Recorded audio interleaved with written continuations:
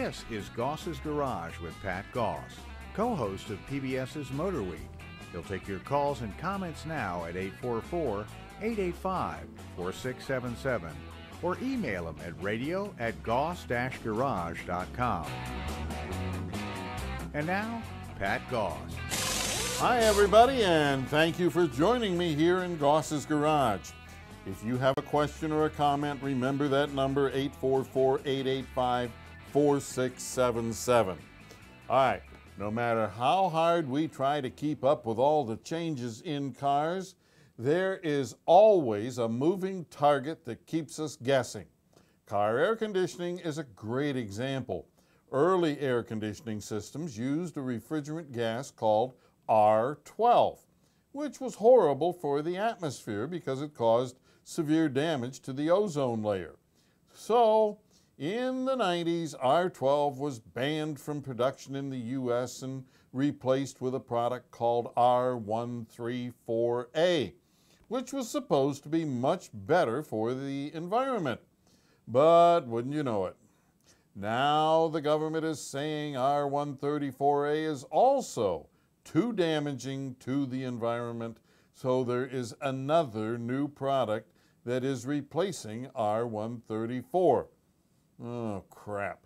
Here we go again. Another giant government-mandated mess when the changeover from R12 to R34 occurred. There were horrific problems with techs not knowing proper procedures and shops not owning equipment certified to be used with the new product. It has taken years to get everyone trained and the proper equipment into shops. With the horrible mess with the last change in refrigerants, you would think they would have designed a new refrigerant that was compatible with existing equipment and would be handled the same way, which would have meant that techs wouldn't be confused. But you would be so very wrong. For a shop to repair these new air conditioning systems, they must buy another new piece of equipment in the form of an AC recovery and recycling machine, which will cost between $4,000 and $8,000, plus some less expensive smaller tools to go along with the recycling machine. Not only that, but procedures are different, so techs will need training to be certified to handle the new R1234 refrigerant.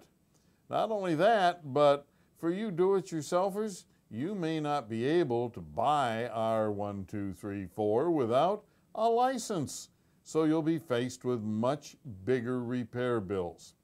Even if you can buy the R1234, well, you'll need to buy special equipment to install it properly so your AC will work right.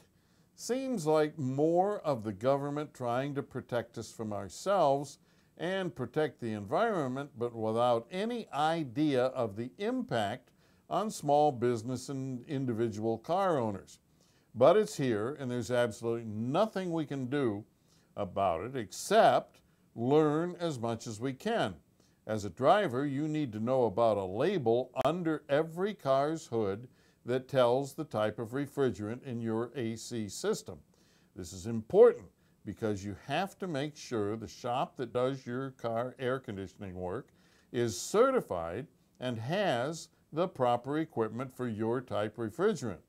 Same holds true if you do your own AC work. You must know what type refrigerant you have in your AC system before you can work on it, because if you don't buy the right refrigerant, buy the wrong one and try to install it, you could do serious damage to your AC.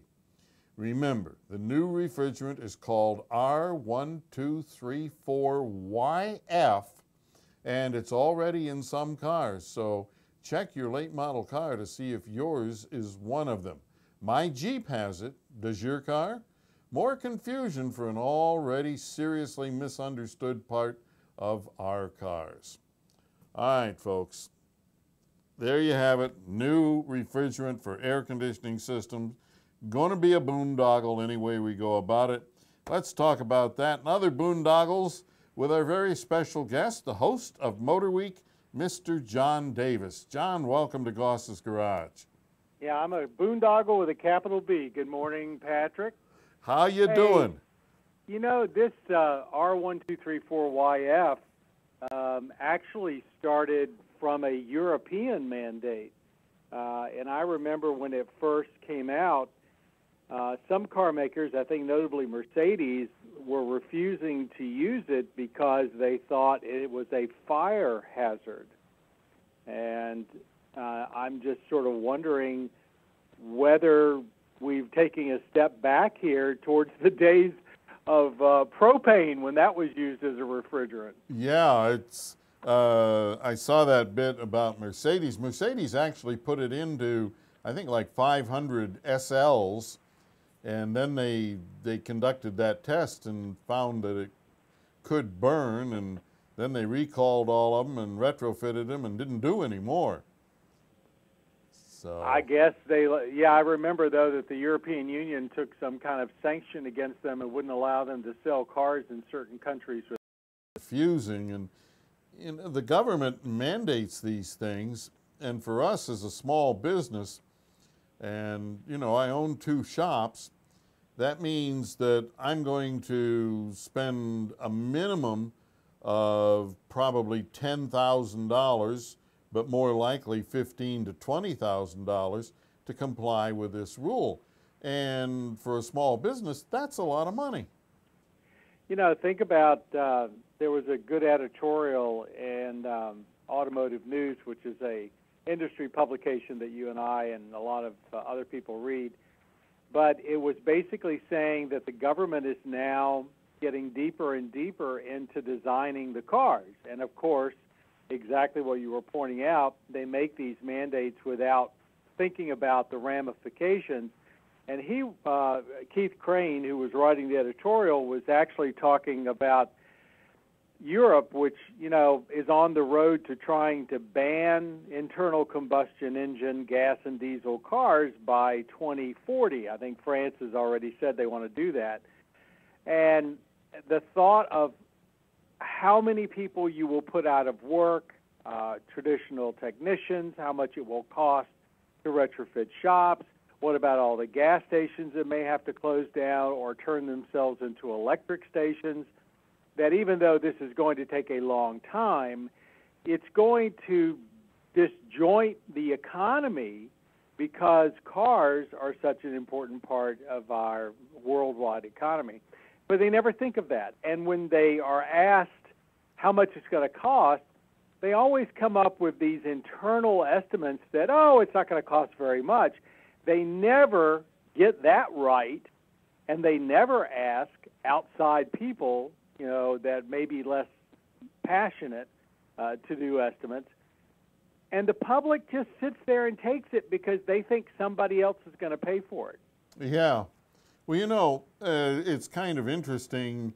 If you read some of the studies out there about electric cars, a lot of people don't realize that an electric car, from conception to grave, the amount of emissions that are related to that car, if the power to recharge it comes from coal or oil-fired or gas-fired electric power plants, right? Yeah, that's true. The argument in reverse is that it's easier to control, emissions at one source than it is many. But just think about it: you're controlling emissions at a coal-powered plant, where I think in this country we still get 2/3 of our energy, versus the tailpipe that's already, because of technology and the catalytic converters and the urea injection for diesels, is super clean to start with.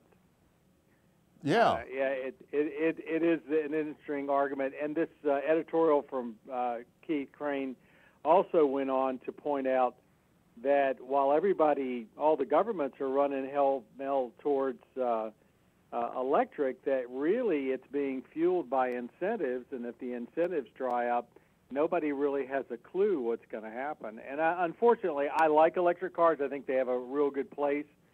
But, you know, they're not, with the exception of the crazy people are out there that have basically bought into everything that Tesla is doing, you know, they're not selling.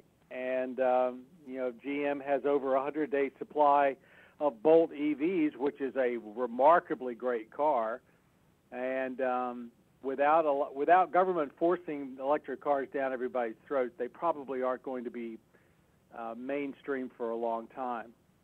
Yeah, well, I'm wondering when we start looking at millions upon millions of these electric cars, how long is it going to take to get all of the charging stations necessary to keep them charged?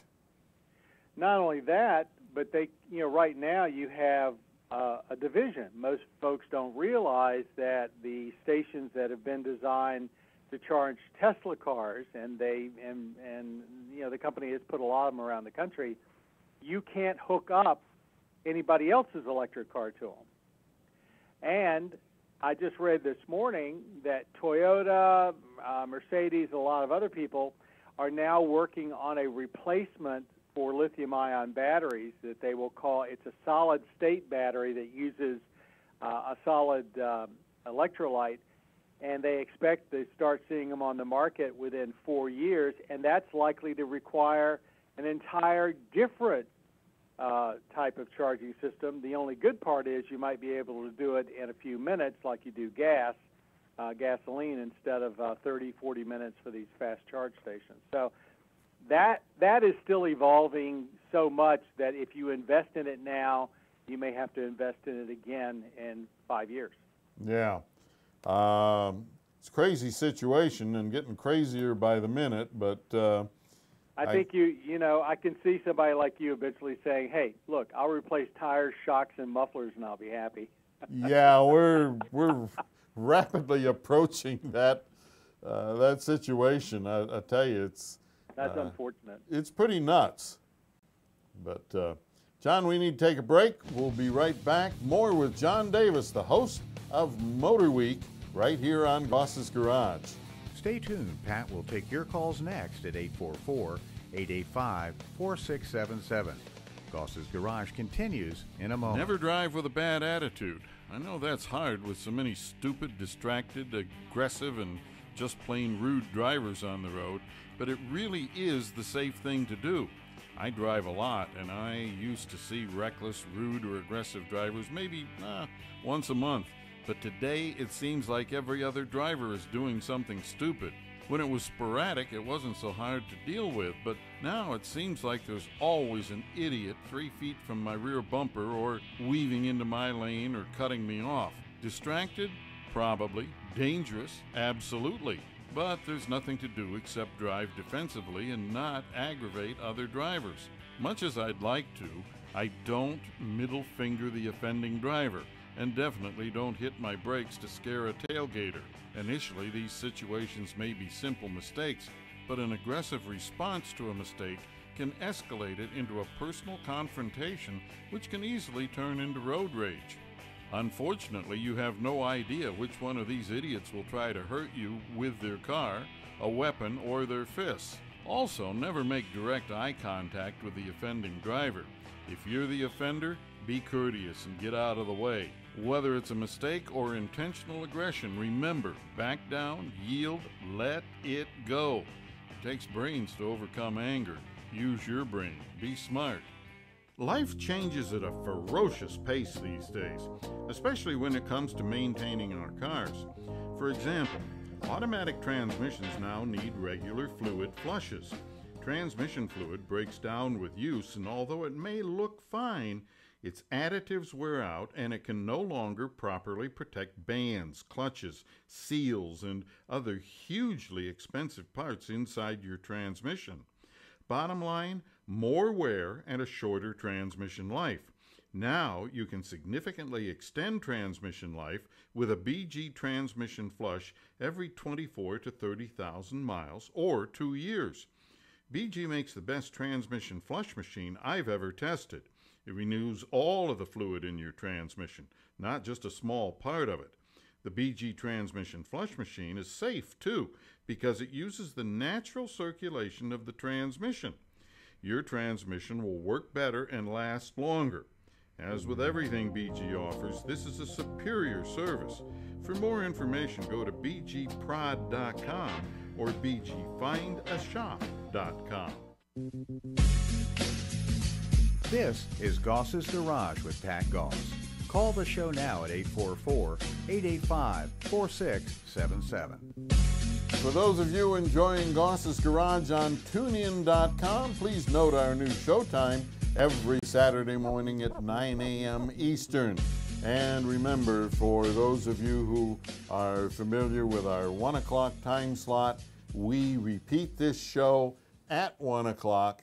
You can't call in, but you can listen to what we talk about here at 9 a.m. You can do that at 1 p.m. And we have with us today Mr. John Davis, the host of Motor Week. John, what things are you seeing that we should be aware of as far as the automotive industry trends are concerned?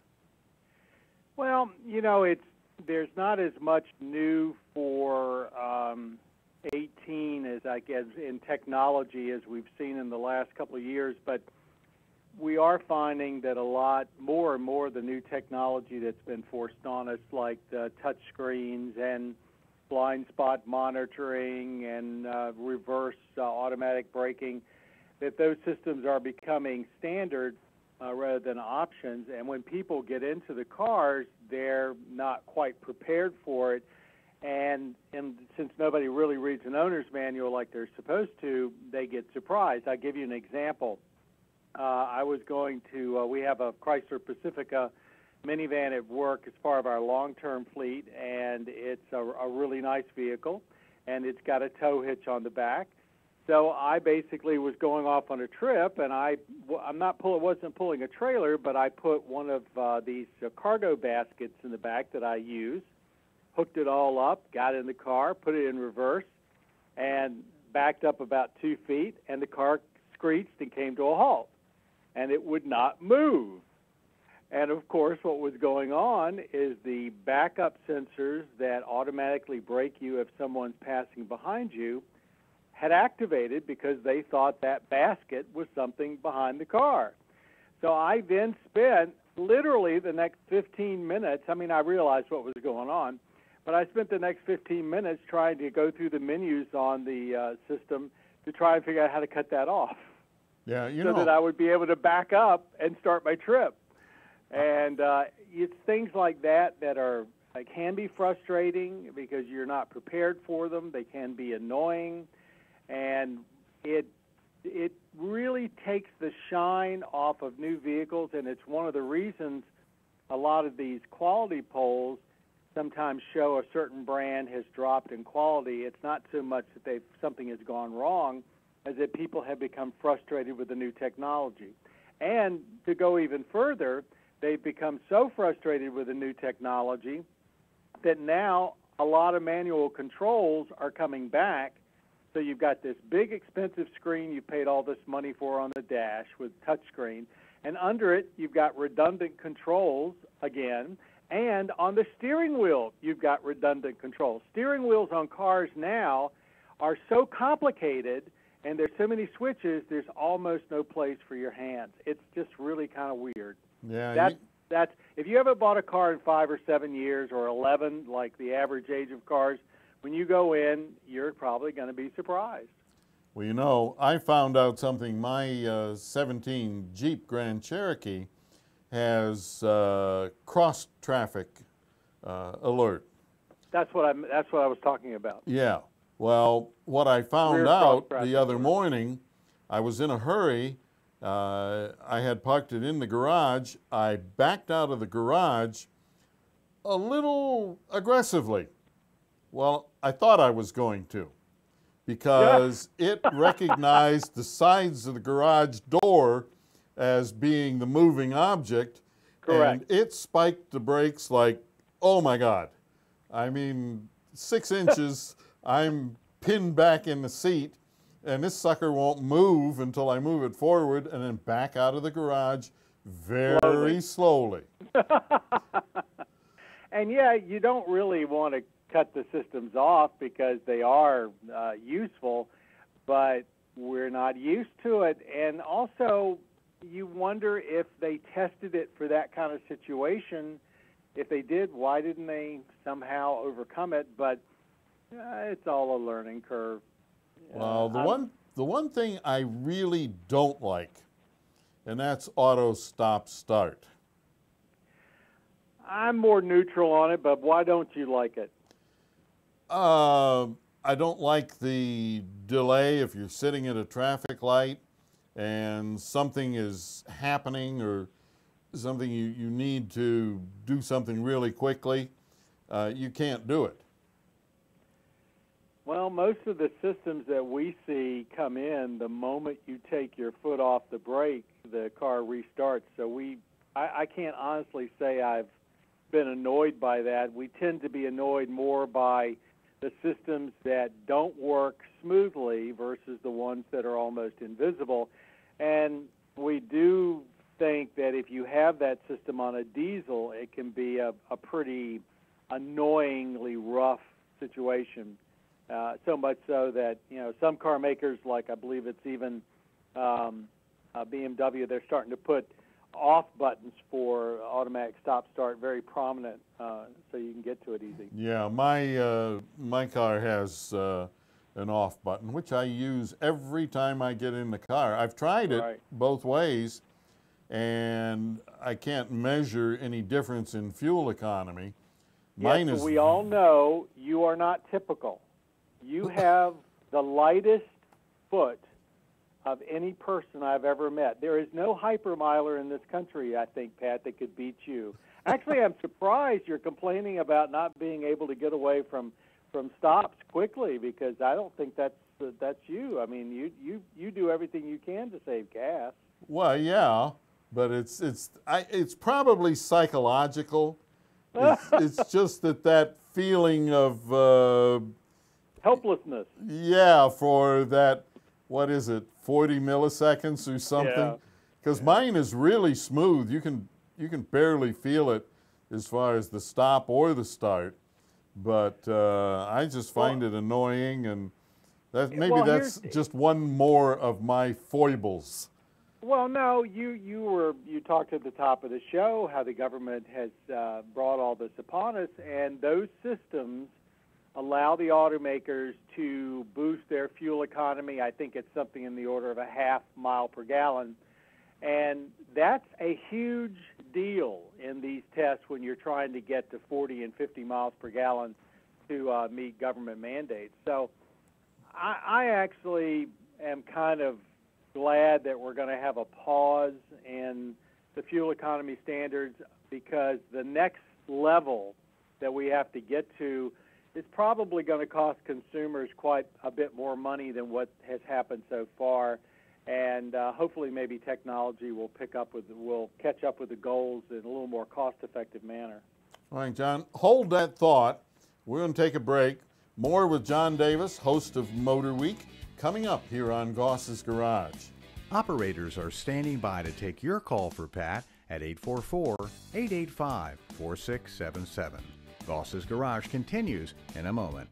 I get lots of air filter questions, and one of the most common deals with why air filters need to be replaced so often. Well, actually, they usually don't, yet many drivers wind up buying a new air filter at every oil change, which is utterly ridiculous. Drivers say techs tell them if they don't buy a new air filter, they'll waste a lot of gas. Maybe that statement comes from ignorance or maybe dishonesty, but either way, you lose. Decades ago, dirty air filters did waste gas, but today, not so much. Cars now use a sensor to measure the air coming through the air filter, and computers to mix exactly the right amount of gas to match that air. So even though a dirty air filter reduces airflow into the engine, it doesn't affect gas mileage because the computer is always precisely matching fuel to the incoming air. In other words, a dirty filter means less air, and less air means less gas, so there's never an imbalance between air and fuel. Certainly when a filter gets really, really dirty, it can cause performance problems, but even then it may not affect gas mileage. So how long do air filters last? Unless you drive in really dusty conditions, air filters usually last 30 to 60,000 miles. Overselling of air filters is an enormous problem, and the best way not to be taken is to learn how to check your own air filter and check it twice a year. I get lots of questions about BG products, many about specific products or services like, is BG44K really that good, or are BG transmission, cooling system, and power steering flushes actually necessary? But most popular of all, do I use BG products in my cars? Well, the answer to all of those questions is yes. A regular schedule of BG flushes and chemicals will deliver the longest possible life from all the lubricated and fuel delivery parts on your vehicles. And do I use BG products? You bet I do. I drive nice cars, and I drive a lot. Plus, my live radio and TV shows mean that my cars have to be absolutely reliable. A no start from dirty fuel injectors or a failed transmission just isn't acceptable in my life. Remember, deposits and dirty fluids ruin expensive parts. For reliability like I demand, visit one of the quality shops that sell BG products and perform BG services. To find a BG professional near you, bgfindashop.com. Now, back to Goss's Garage with your host, Pat Goss. This portion of Goss's Garage is brought to you by BG Products. And yes, I do sell them in both of my shops, and I do use them in my cars. No secrets there. All right, John Davis, the host of Motor Week, is on the line with us. John, this business of improvements and so on for fuel economy and whatnot, it's presented to us as if we're saving money, but yet it's built into the price of the car, and the price of cars keeps going up and up. So we're really paying for this and not saving anything. Yeah, I mean, if people basically do a little bit of digging, they'll realize that over the last, since the end of the recession anyway, car prices have been going up at about 3 times or 4 times what inflation has. And the way the car makers do it is they basically raise the prices 1% or 2 several times during the year, kind of hoping you won't notice. And they also do it by further cutting the margins to the dealers, all sorts of tricks to make it a little bit invisible. But there's no denying the amount of money versus your income that you have to pay for a car today is much higher, which is one reason that so many more people are leasing cars than they used to. Yeah, that's, I don't like leasing, but I'm beginning to think that it does make sense for a lot of people. Well, I think it's better than a 7-year car loan, which I think is insane. It really comes down to how much you drive, and really, if you drive under 15,000 miles a year, leasing makes a lot of sense. If you drive really under 10,000 miles a year, it really makes sense. The only thing you've got to, in my opinion, that you really got to worry about is you got to worry about dings a little bit more than you might otherwise, and you got to worry about tire wear, because you do have to turn the car back in with tires that will pass inspection and pass whatever it says in the lease. Yeah, and of course, the other thing that you want to do, different companies, like General Motors, for instance, their door dings and stuff like that, they're a lot more forgiving on theirs than some of the other companies are. Oh, boy. Have you hit a nerve of mine? You're absolutely correct.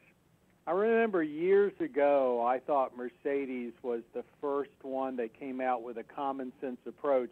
They basically said if you took a credit card and you covered the ding, it was not an issue. But I have heard horror stories where people have taken cars back in with tiny door dings and been charged thousands of dollars to repaint the door and whatnot. And I doubt seriously that those repairs were ever done. Yeah, I leased one car, it was a Ford Explorer, and they nicked me on the fact that I had a phone mount. There were holes and there was a depression in the carpeting that I didn't take the time to comb out. Had I done that, you wouldn't be able to see it. And they nicked me for like $600 to put new carpeting in it. Did they actually do it, as far as you know? Oh, no. They didn't do it. They also nicked me $100 for a stone chip on the hood, which you could barely see. I mean, I was livid about it, but you know, then I've seen some of the GM kits, and I don't know if they're still doing it or not, but GM had a little card that had like almost a 3-inch, probably a 2.5-inch hole in the middle of it. And if the damage would fit inside that hole, you couldn't be charged for it. Yep, and I think that's a common sense approach. And I do think that because people don't understand leasing, the opportunity to be taken advantage of by an unscrupulous dealer before, and you know, when you're leasing it and when you're turning it back in, is much, much greater than just buying a car. And I think that's why some people have stayed away from it. But with car prices the way they're going, and with the prospects that electric technology that's going to probably eventually be required is going to make cars much, much more expensive, I think more people will be looking at leasing and then probably fall into some of the pitfalls. Yeah. All right, John, hang on. We need to take another break. More coming up with John Davis, the host of Motor Week. Stay tuned. Pat will take your calls next at 844-885-4677. That's 844-885-GOSS. Goss's Garage continues in a moment. Space Saver spare tires sure do look silly, but if you use them properly, they will get you home safely. Now, a common problem with them is low air pressure. Spares are buried in the trunk and no one ever seems to check their pressure. Plus, they typically require much higher pressure than your regular tires. Also, Space Saver spares have limits on how far and how fast you can drive on them. Bottom line, always read and follow the caution warnings on their labels and sidewalls. Oh yeah, don't be one of those poor schmucks with a flat tire and a flat spare. Check your spare once a month. While checking the spare, look at the jack handle, and the lug wrench to be sure everything is there and in working order. The best spare tire in the world is useless without the tools to put it on the car.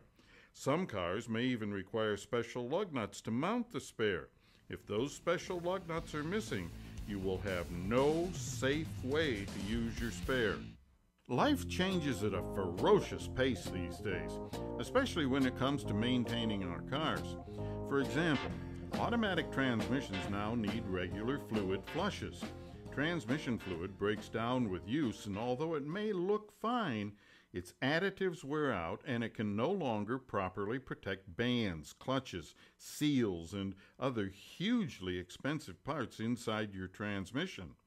Bottom line, more wear and a shorter transmission life. Now you can significantly extend transmission life with a BG transmission flush every 24 to 30,000 miles or 2 years. BG makes the best transmission flush machine I've ever tested. It renews all of the fluid in your transmission, not just a small part of it. The BG transmission flush machine is safe too, because it uses the natural circulation of the transmission. Your transmission will work better and last longer. As with everything BG offers, this is a superior service. For more information, go to bgprod.com or bgfindashop.com. This is Goss's Garage with Pat Goss. Call the show now at 844-885-4677. That's 844-885-GOSS. And now, Pat Goss. Hey folks, please subscribe to Goss's Garage on YouTube. Follow us on Facebook. And for more car tips, tricks, and money-saving ideas, visit goss-garage.com. All right, on the line with us, Mr. John Davis, the host of TV's Motor Week.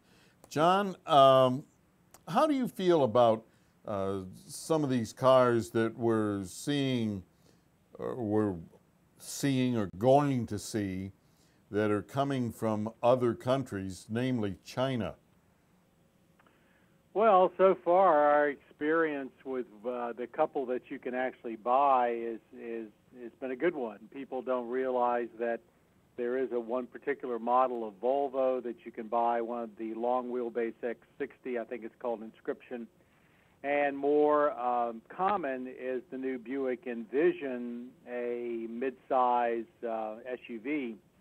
And what we found, particularly with the Envision, that everything that you can see as far as quality and fit and finish looks to be every bit as good as any U.S.-made Buick, which is to say very good. The engine runs very smoothly. What you do notice is because the Envision is based on a European design, that some of the controls, especially in the center stack, are a little bit more European-oriented and not quite as common sense as what we're used to. But it's just as quiet. It drives well. Actually, I think the material fit and finish is a little better than we expected. So I think as long as established automakers are overseeing the products that are coming here from China, we're okay. And you know, almost all Volvos now have a Chinese-made engine. But I'm still not convinced from what I've seen when they show up at auto shows that their homemade products that they've designed and don't have help are suitable, which is why the Chinese government, my understanding, has pretty much made an edict to their car companies that they need to be looking to buy foreign, meaning other than Chinese automakers. And we already have Geely has bought Volvo, and the newspapers were swarming with reports this past week that a Chinese automaker is going to make a bid for Fiat Chrysler, which I expect could happen at any time. So I think that's what you're going to see more of them expanding around the world through known brands after they have bought all or a piece of the company. Well, but so far, it's been good. You know, we find a lot of Chinese parts in the aftermarket. Oh, yeah. And there's a lot of Chinese parts in the cars you buy today. Right. And the thing that we find is that they tend to be at extremes. Either they are better, far, far better than you would expect, or they are far worse than you would expect. There doesn't seem to be any middle of the road in what they do. It seems to be really superior quality or inferior quality. Well, I haven't had your experience, obviously, but, you know, when I see, you know, almost all the electronics in a modern car are made somewhere in Asia and a lot of them in China, and they work pretty well. I can see that, again, if a part is an OEM part, it might be pretty good. If it's not an OEM part, well, you know, we've heard about inexpensive sheet metal coming from China for years and how badly it can fit. So. Right. Yeah, well, a lot of the mechanical parts, you know, the real cheap stuff that a lot of people buy off the internet and things like that, some of it is just pure, unadulterated garbage. Yet we order parts, and of course, if it's Chinese made, we open the box before we use it, and some of this stuff is almost a work of art. Yeah. So I remember I ordered some latches for a tail, not latches, but supports for a tailgate for a pickup truck. And when I got the one in and I bought it off the internet, compared to the OEM unit that was on the other side of the tailgate, it was junk. Yeah. Yeah, we see a lot of that. So, folks, if you buy parts off of the internet, buy from a... Ridiculously high restocking fee plus shipping and all that. Right, exactly. All right, what are you seeing as far as interesting vehicles? Is there anything that has really pushed your buttons?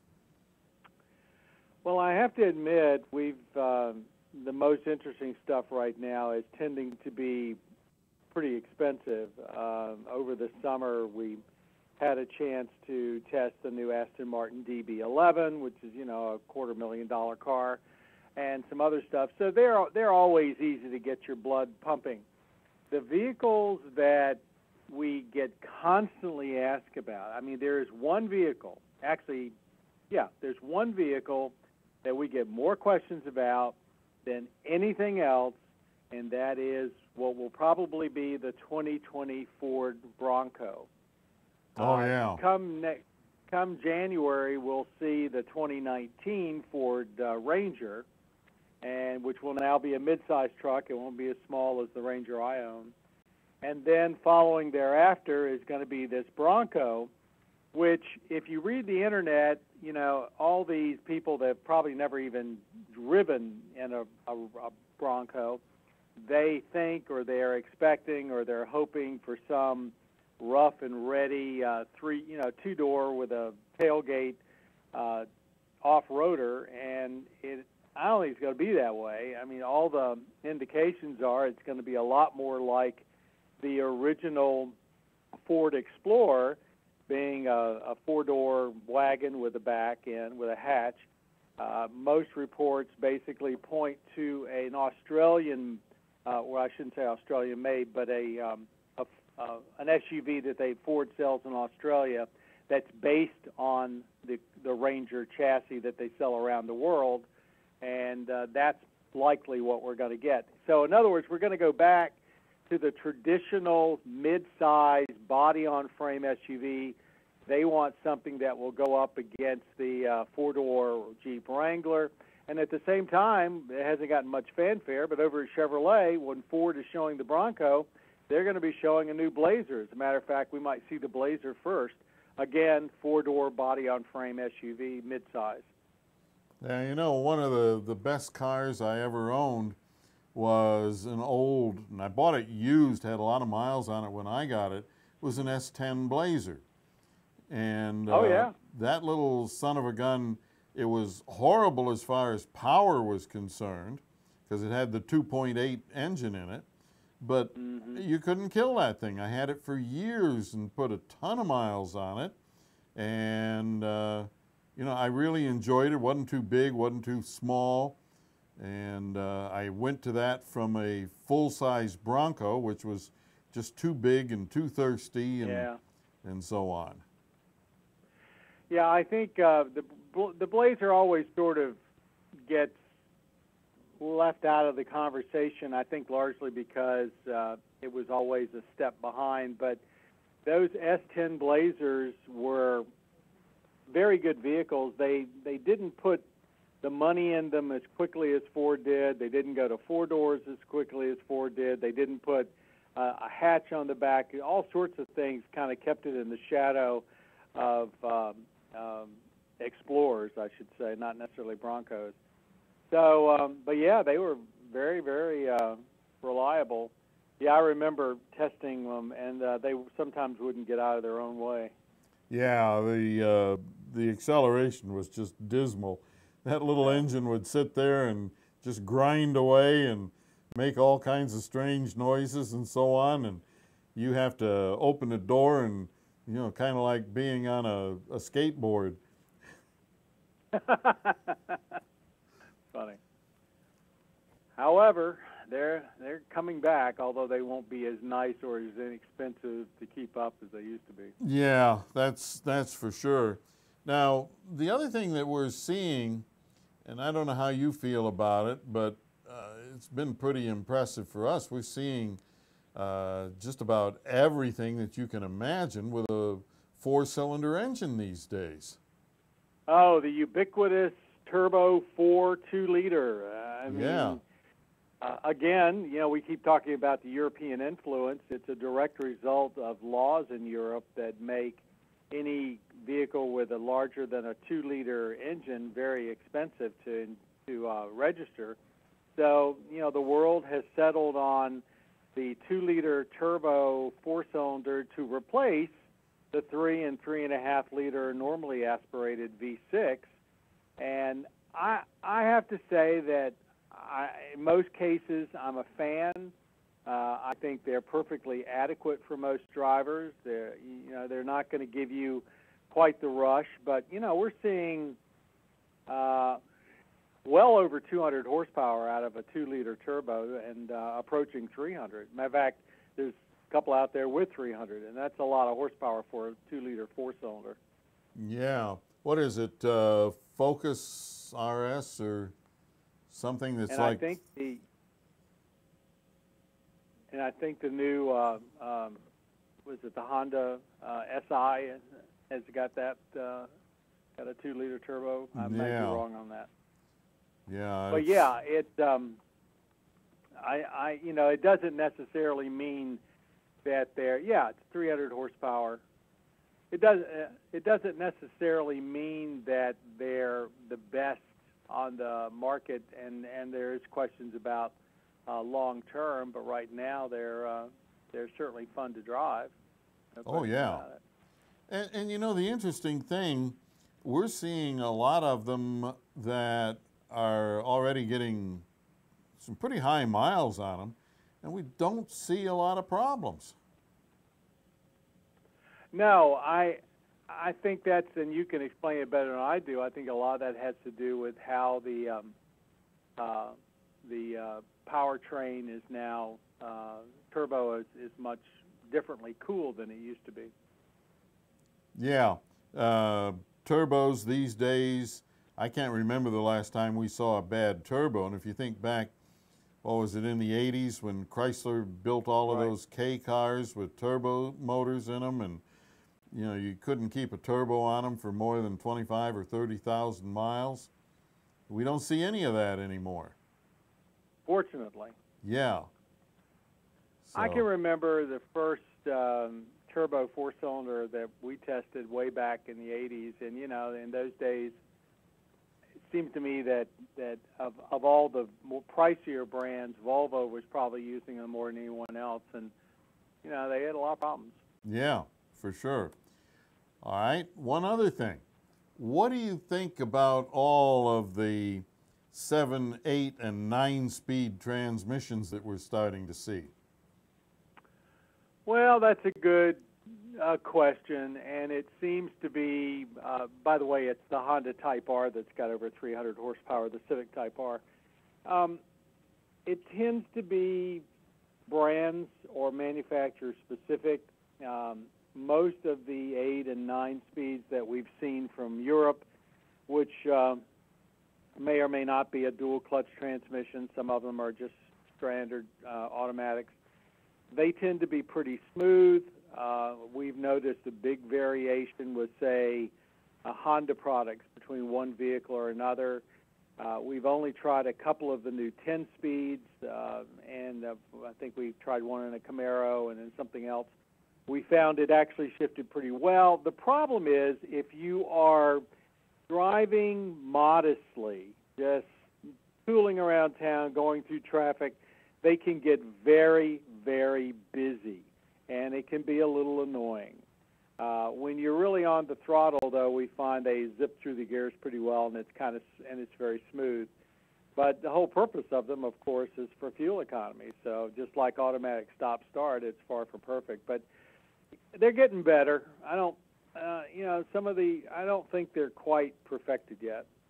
Very busy at times. My Jeep has the ZF 8-speed in it, which that was one of the first ones that became common. Yeah, and a lot of manufacturers, BMW and so on, are using that same outsourced transmission, and so far, I'm really impressed with it.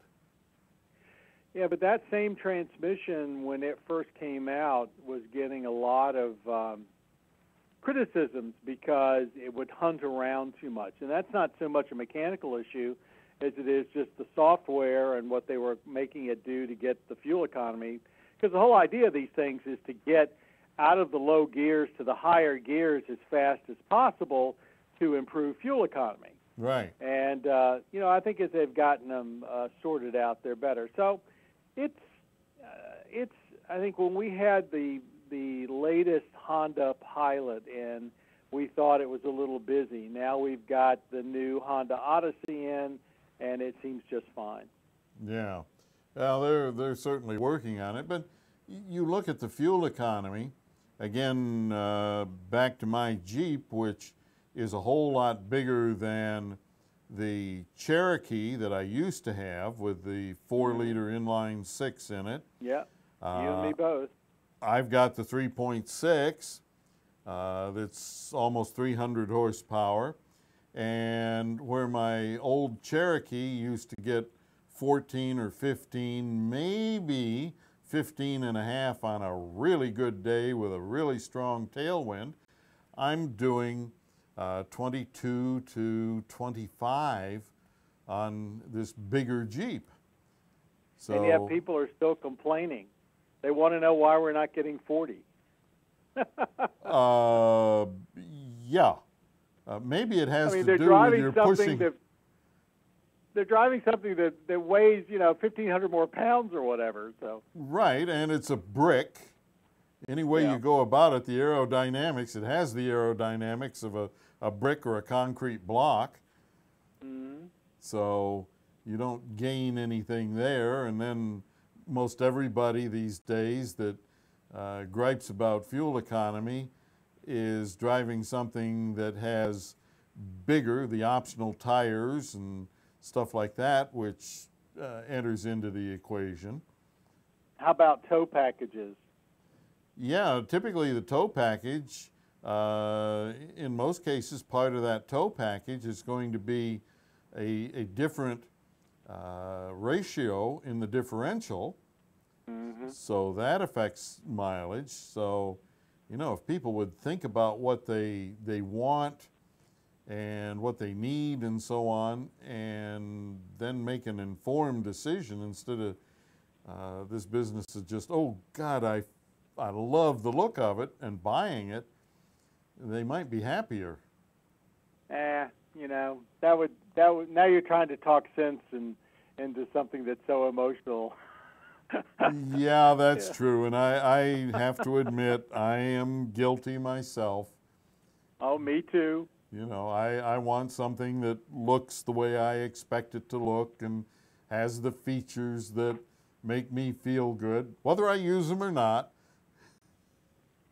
Yeah, I know. I do wonder sometimes if we are a dying breed, though. So many more people seem to be just happy with an appliance or not driving at all. I honestly can't see a future where people don't want to drive. But you hear stories about a lot of teenagers not, you know, getting their driver's license till they're 21 years old. So I don't know. Yeah, well, it's definitely a changing landscape as far as automobiles are concerned. So, John, we're getting close to the end of the show. What good bit of information would you like to disseminate to the viewers? Well, I think the best thing I could tell viewers is that in 3 weeks from today, Motor Week, you and I will be starting our 37th season on public television stations, and a couple days later we'll be popping up for the first time for 37 years on the cable channel Velocity. It has been a great ride. You and I have been together since episode 101. And here we are at 3701, and we still love what we do. I mean, otherwise, why would we still do it? Right? Well, that's true. You know, and coming up this new season, I think a lot of your fans will be fascinated to see that you are indeed tackling more and more of the questions about what's coming in cars and how to maintain the electric technologies. But you've never lost your sight on what it takes for people to know about their cars to be able to go in and get them fixed properly. And I've always get asked, like, well, how can Pat Goss teach car repair on TV? Because, you know, it's there and it's gone. And I said, Pat doesn't teach car repair. Pat teaches you how to understand what is wrong with your car and talk intelligently to a technician. And I think really for the pieces that we've done with you for the 37th season, you shine in that area more than ever. So. Well, thank you. I appreciate that. And that's always been my goal. I don't want to try to teach people how to fix their cars because most of the stuff they can't do themselves. And the thing of it is to know the key words and the phrases and the questions to ask and stuff like that. So, what was the most important thing you ever taught me? It was, don't tell the technician what is wrong with your car. Just tell them what the symptoms are. Exactly. Yeah, everybody wants to self-diagnose. They bring their car in and say, I want a tune-up or I want an alignment. Yeah. Well, you're going to get one, but it may not fix anything. We did a segment with you about tune-ups, about, you know, there is no such thing as a tune-up anymore. That was a good segment. All righty. Well, John, we have completed the show. I want to thank you so very much for joining us today. It's been You're a real welcome. pleasure. Take care, Pat. Okay, talk to you soon. You bet. All right. Hey, folks, we have done it again. One more time. Thank you for listening. And, of course, thanks to John Davis, thanks to Steve McMillan and George Stockton for producing today's show. For everyone here at Goss's Garage, I'm Pat Goss. Until next time, please, everybody, drive gently. We'll see ya.